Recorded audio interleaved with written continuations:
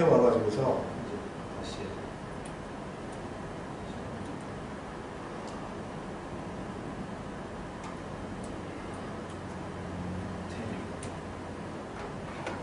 이런 식으로 동작하고 있는데, 아까 이게 워낙 이 프로그램이 소스가 이 소스가 보면은 이거 하나 하고 바로 그냥 메인이 리턴되고 끝이다 보니까 이 다음에 스텝 가려고 하니까 메인이 넘어가 버려가지고서 시스템 코드 들어가줘서 좀 복잡한 내 코드가 아닌 부분이 들어가서 이상해졌는데요. 아무튼 여기서 멈추고 한 단계 한 단계 이제 갈 수 있도록 또 해주는 거고, 쭉 그냥 실행시켜버리면 이런 식으로 이제 실제 실행되기도 하고 이런 상황을 보여주고, 좀 큰 소리는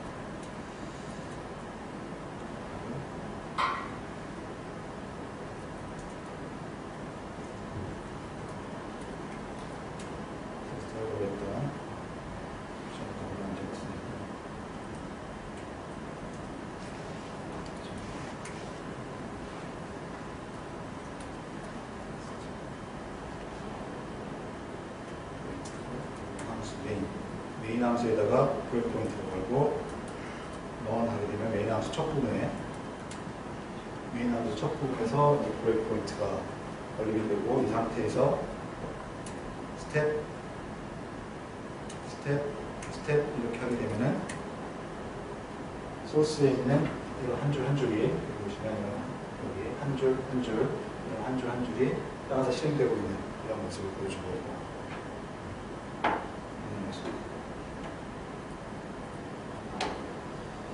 아무튼 이제 그런 멈추는 브레이크 포인트는 브레이크라고 이렇게 보여주는 거, 아까 멈춘 인포메이션 브레이크 포인트라고 하게 되면 설정된 브레이크 포인트를 볼 수 있는 거고, 지울 수도 있습니다.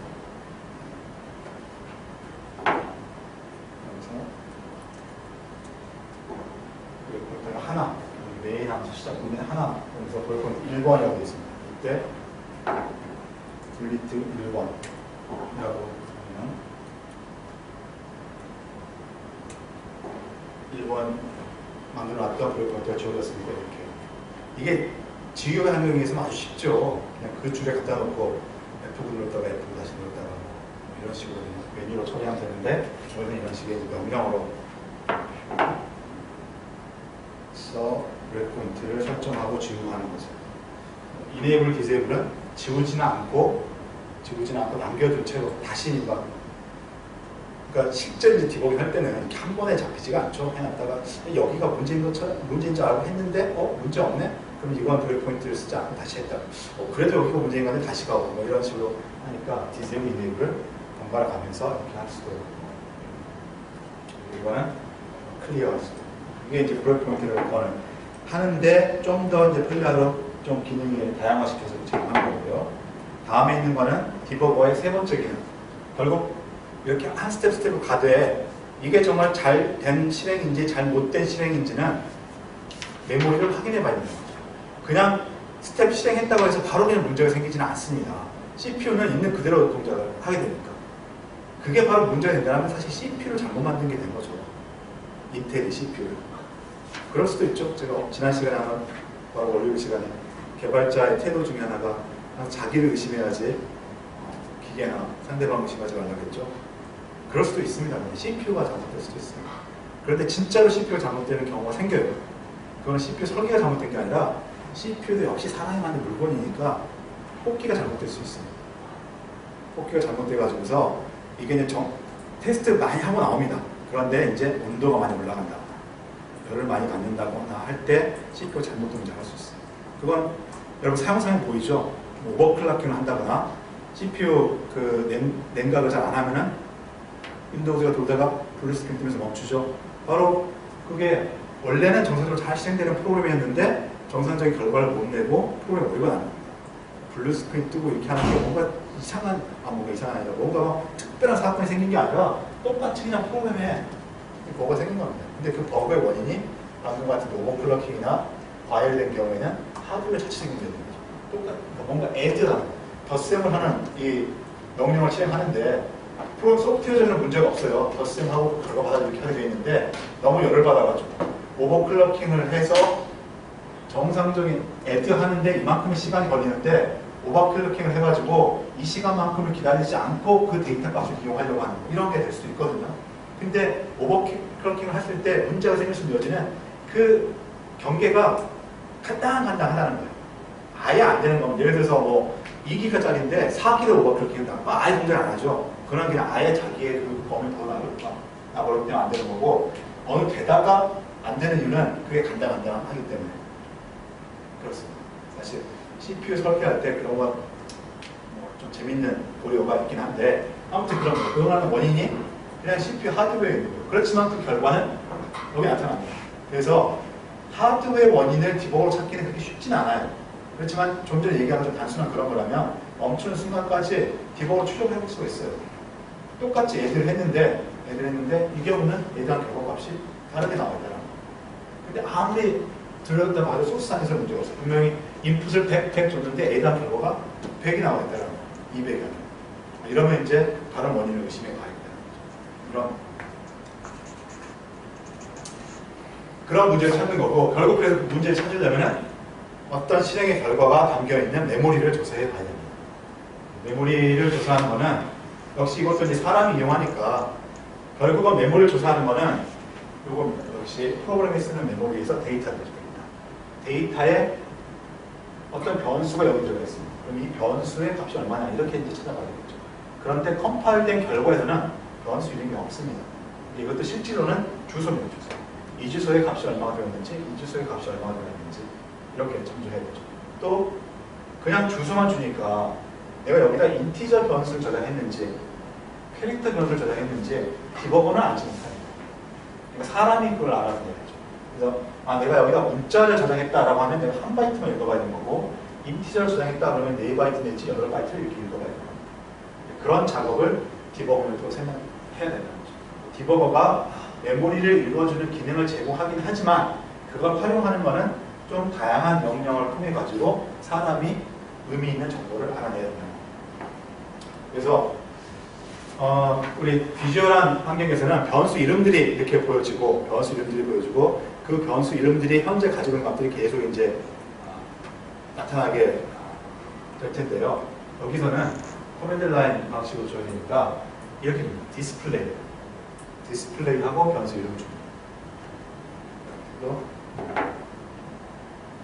지금 올라와 있는데 i라는 변수가 사용되고 있습니다. 그래서 여기서 display i 이렇게 줍니다. 그러면은 i는 값이 현재 1이다라는 거죠.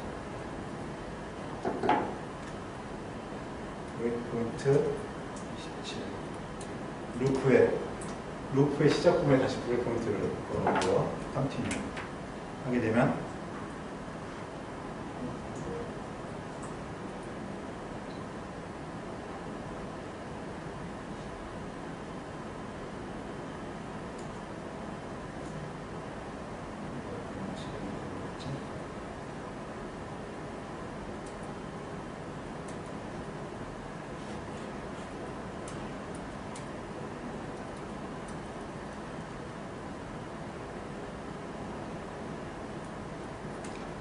안전하게 브레이크포인트 28 룩 안에 있는 거에다가 브레이크포인트 넣고 컨티뉴 이렇게 해보겠습니다.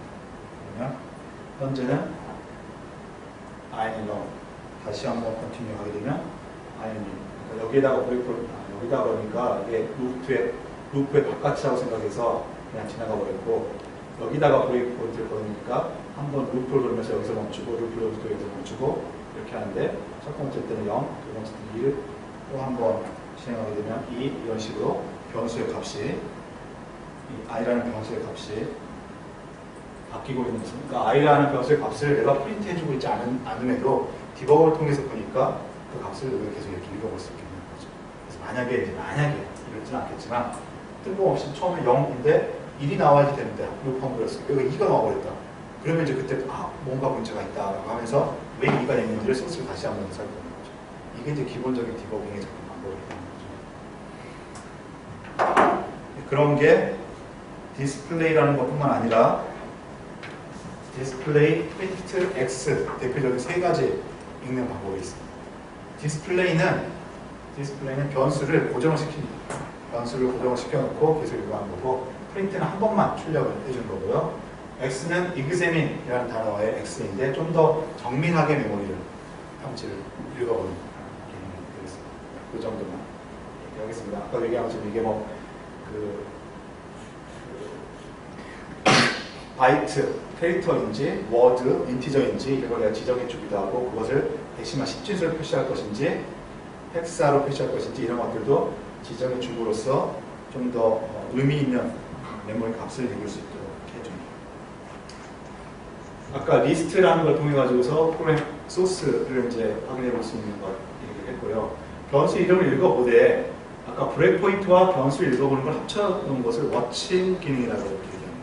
그러니까 우리가 이제 실행을 여기까지만 실행해 이런 것도 있지만 디버깅하는 방법 중에 재밌는 잘 이용하는 것이 뭐냐면 딱 보니까 I라는 변수가 실행해 그러니까 100번 루프를 돌아요. 100번 루프를 돌는데 어느 순간 점프를 해가지고 200이 돼버리는 이런 문제가 발생해요. 왜 그런지 모르겠어요. 그럴 때는 브레이크 포인트를 이렇게 거는 거죠. 어디다 브레이크 포인트를 거는 게 아니라 I가 200이 될 때 멈춰줘 라고 브레이크 포인트를 걸 수가 있다는 그런 게 워칭 기능. 그런데 이제 GDB의 기본적인 워칭 기능은 그렇게 조건까지 줘서 워칭하는 기능은 GDB에서는 기본적으로 주지는 않습니다. 단지 이 변수가 변경이 될 때 멈춰줘 라고 해서 워치라고 세팅해요. 워치 기능. 그러니까 기본적으로는 스텝 실행 기능, 브레이크 포인트 기능, 메모리 확인 기능이 있는데 워칭 기능까지 포함하면 메모리 확인과 브레이크 포인트 기능을 혼합해가지고 좀 더 유용하게 쓸 수 있다는 거고요. 하나만 더 이제 얘기를 하게 되면 백트레이스라는 개념, 스택이라는 것을 간단히 소개를 하고 마무리하도록 하겠습니다. 스택이란 말 들어봤죠? 자료구조를 공부 안 한 사람은 못 들어봤을 수도 있고, 스택이란 말을 자료구조 시간에 들어봤죠. 자료구조 이외에서 프로그램이 실행되는데 스택이 관련이 있다 라는 것을 들어본 적은 있습니까? 그것도 들어봤습니까? 대부분 들어봤을 거고, 들어봤는데 저는 기억이 안 나. 여기에 제가 그냥 이 프로그램 메모리 공간이라고 하면서 텍스트 하면서 스택이라는 말을 추출했습니다. 프로그램이 실행될 때는 스택이라는 어떤 방식의 메모리를 활용합니다.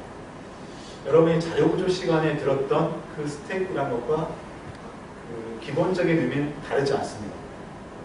스택이라는 것은 메모리에다가 어떤 데이터를 저장하는 방식 중에 하나이고, 하나를 저장하는데 나중에 이용할 때는 맨 나중에 저장한 것을 먼저 이용하는 그런 게 스택이 되는 거죠.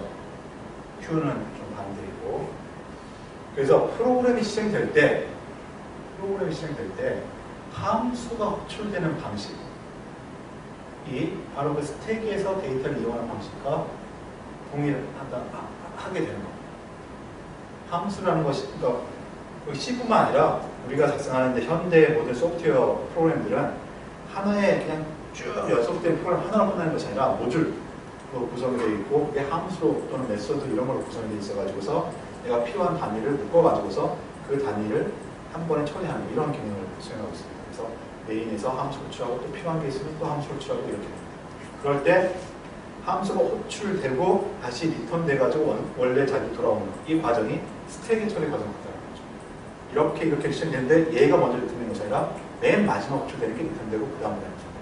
그래서 함수가 호출되는 과정이 어떻게 됐냐를 항상 프로그램의 실행 중에는 관리를 하고 있어야 되는데 그것을 스택의 자료구조로 관리하게 되면 편리하게 관리할 수 있게 됩니다.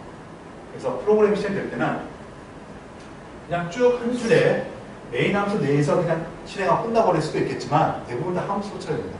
그래서 함수가 어떤 식으로 호출되는지를 알고 있어야죠. 왜냐하면 A라는 함수가 이런 과정에서 호출될 수도 있고 이런 과정에서 호출될 수 있기 때문에 함수 그 내용만 보고서 이렇게 디버깅하는 것은 맥락이라는 걸 파악을 못해가지고 변수가 어떻게 변화하는지를 알 수가 없어서 정확한 디버깅이 힘들죠.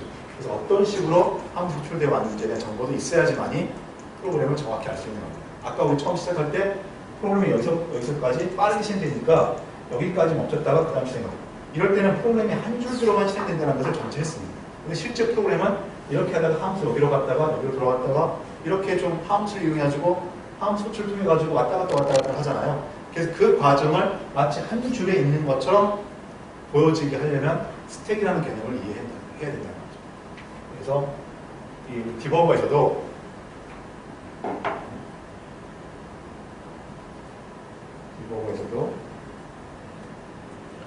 백트레이스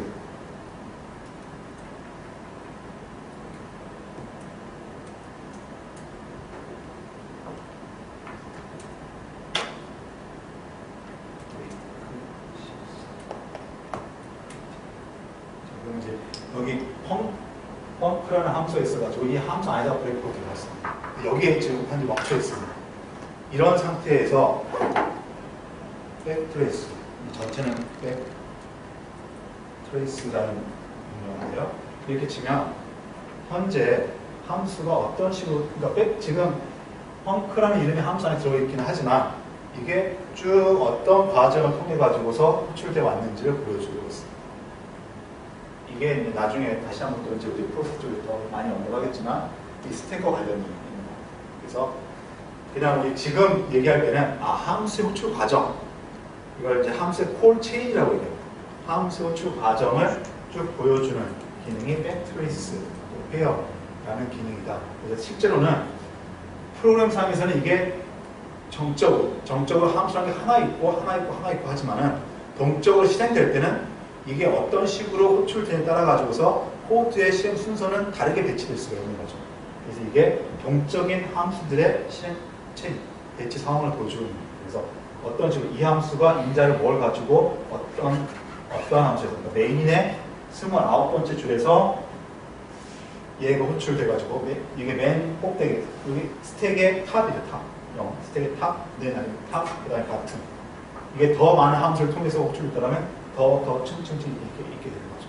그래서 이 과정 순서 그대로를 알아야지 어떤 과정을 통해서 이 위치에 있기 때문에 이 위치에 이 변수가 내가 원하는 값이 아니다 라는 걸 정확하게 알 수 있는 거죠. 그 기능도 디버거는 제공을 하고 있습니다. 그게 이제 스택 기능, 백트레이스 기능. 이것도 지금 여러분이 비주얼 스튜디오 디버깅 할 때 이 기능을 썼는지는 모르겠는데 비주얼 스튜디오에서도 백트레이스 창을 열게 되면 함수들의 호출 상태를 창에 계속해서 쭉 보여주고 있는 기능이 있습니다. 아무튼 이렇게까지 이제 이 정도까지 하게 되면 이제 다른 GCC, VI, 메이크 여기에서도 했던 것과 마찬가지로 제가 여기 들어오는 이런 것들은 그냥 시간이 없으니까 조금만 했다 이런 게 아니라 기본입니다. 이 디버거라는 것의 핵심 기능의 어떤 뭐랄까요? 클래스 부분, 클래스파이 된 거, 그것들을 프로그램을 실행하는 기능, 브레이크 포인트에 대한 기능, 메모리를 확인하는 기능, 이게 아주 중요한 거고, 이게 실제 이제 프로그램을 실행시킬 때는 왓칭 기능과 트레이스 기능까지도 활용을 해야지 프로그램 디버거에 적극적으로 이용할 수 있다. 이 외에도 여기 적혀져 있는 것뿐만 아니라 더 많은 기능들이 있습니다. 조금 더 이제 편리하게 이 프로그램 동작 상황을 확인해 볼 수 있게 되는 거죠.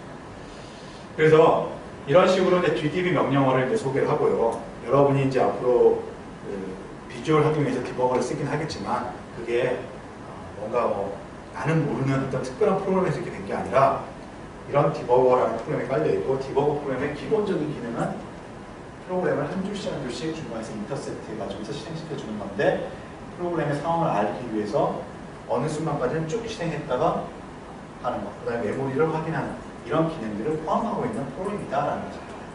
얘가 이 프로그램 반장을 해가지고서 실행해 주는 거죠. 좀 특별한 프로그램입니다. 원래는 A라는 프로그램이 이 B라는 프로그램의 메모리 영역을 봐서는 안 됩니다. 그거 정도. 우리가 주제의 기능 초반에 했던 것처럼. 그런데 디버거를 통해서 하게 되면 얘는 좀 특수한 기능을 통해 가지고 자신의 메모리 공간에 배치하면서 사실은 이게 이렇게 얘기하면 또 이제 여러분의 머리를 혼동시키게 되는데 디버거를 이용해서 실행시키는 것과 디버거를 이용하지 않고 실행시키는 것이 절대로 100% 동일하지는 않습니다. 어떻게 보면 당연하죠. 얘를 통해서 실행되고 있는 겁니다. 그래서 좀 더 그 버그의 원인이 좀 더 미묘하고, 특히 커널 코드 같은 경우 이런 것들은 그냥 실행시키면은 에러가 나오는데 디버거를 통해서 스텝을 실행시키니까 에러가 안 나옵니다.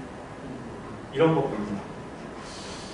여러분이 이제 작업하는 사용자 레벨의 프로그램에서는 그런 것까지 되는지 모르겠는데, 제가 작업할 때는 시스템 소프트웨어를 할 때는 그런 것까지 보여요. 그 디버깅이라는 게 사실 이제 거의 이제 우리 개발 쪽에서는 아트의 수준에 발전한 지표예요. 단순한 기술이 아니라.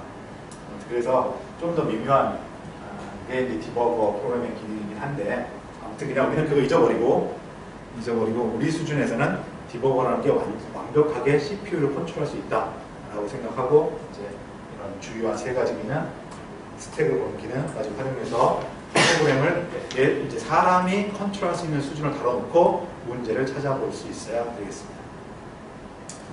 자, 여기까지 하는 것으로 해가지고 리눅스의 기본적인 그 사용 환경, 뭐 로그인하는 것부터 명령 사용법, 그 다음에 프로그램을 개발하기 위한 에디터, 컴파일러, 디버거, 패키지 빌드를 하기 위한 메이크 툴, 이 정도까지를 간략히 소개하는 시간을 마무리하도록 하겠습니다. 그래서 좀 아쉽지만 이 정도로 이제 리눅스 사용법에 대한 제 소개는 마무리하고요. 조금 이번 학기만큼만 좀 관심을 가지고 리눅스의 기본적인 도구 사용법을 익혀보자 라고 해서 VI나 GCC를 사용해 보시기 바랍니다. 과제하고 그럴 때. 다음 시간에는 이제 우리 교재에 있는 그 운영체제의 이론 부분으로 이제 본격적으로 들어가도록 하겠습니다. 이제 본격적인 프로세스 메모리 파일 관리에 들어가기 전에 아마 다음 시간에는 그 컴퓨터 시스템에서 소프트웨어가 구동되는 기본적인 원리와 어떤 운영체제의 구조, 이걸 살펴보게 됩니다. 수고하셨습니다. 수고하셨습니다.